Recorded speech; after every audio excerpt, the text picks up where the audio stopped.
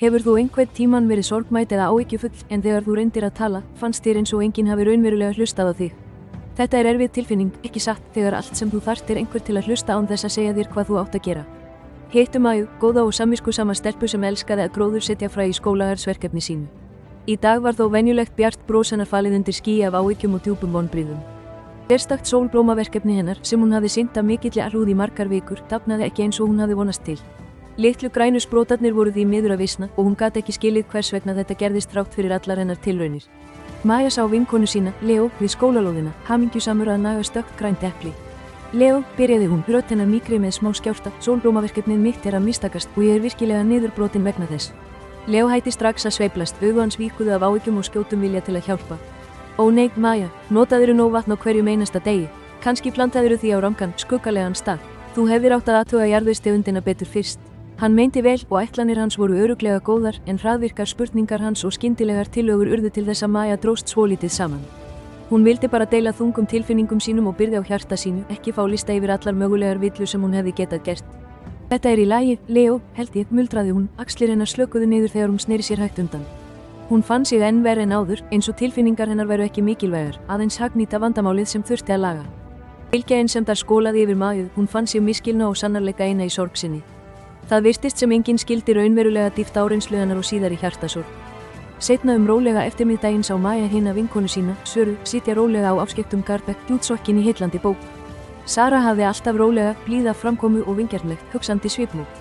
Maja hikaði augnablik, safnaði síðan kjarki og gekk hægt yfir til vinkonu sinnar. Sara, sagði hún, rödd hennar enn örlítið skjálfandi, má ég tala við þig í nokkrar mínútur. Ég er virkilega uppstokkuð vegna sólblómaverkefnisins míns. Sara lokaði bókinni sinni varlega og lagði hana vandlega við hlið sér á bekkinn. Hún horfði á Maju með hlýjum, skilningsríkum augum sem virtust bjóða upp á hreinskilni. Auðvitað, Maja, hvað er raunverulega á huga þínum og vegur svo þungt á hjarta þínu, svaraði hún mjúklega. Maja hellti síðan hægt úr hjarta sínu og útskýrði ítarlega hversu mikinn tíma og vandlega áreynslu hún hafði lagt ástúðlega í allt verkefnið. Hún lýsti djúpum vonbrigðum sínum, vaxandi ruglingi hennar vegna visnandi platnana og hljóðlátum ótta sínum við að mistakast algjörlega fyrir framabraut bekkinn sinn. Sara truflaði Maju ekki einu sinni, né bauð hún neinar skjótar lausnir eða tafarlausar ráðleikingar. Hún kinkaði bara blíðlega kolli, hlustaði athyglislega á hvert einasta orð, raunverulega með tók sögu Maju án dómgreindar. Stundum sagði hún einfaldlega og einlæglega, þetta hljómar virkilega erfitt, eða ég skil fullkomlega hvers vegna þú myndir finna fyrir svo mikilli sorg og vonbrigðum í þessari stöðu. Hún leyfði Maju að tala frjálslega. Sara leyfði Maju að tala þar til allar áhyggjur hennar, ótta og vonbrigði voru loksins komin út í opið loft, ekki lengur lokað inni. Það var þægileg, friðsæl þögn eftir að Maja hafði lokið við að tala, fyllt aðeins með fjarlægum kvaki glaðra fugla og hljóði laufblaða. Takk kærlega fyrir, Sara, sagði Maja, lítið, raunverulegt bros kom loks fram á varir hennar sem létti spennuna í andliti hennar. Mér líður miklu betur bara við að tala um þetta, sannarleika. Þú bara hlustaðir og það var allt sem ég þurfti. Sara brosti hlýlega tilbaka til vinkonu sinnar. Stundum er það algjörlega allt sem við raunverulega þurfum, ekki satt, Maja.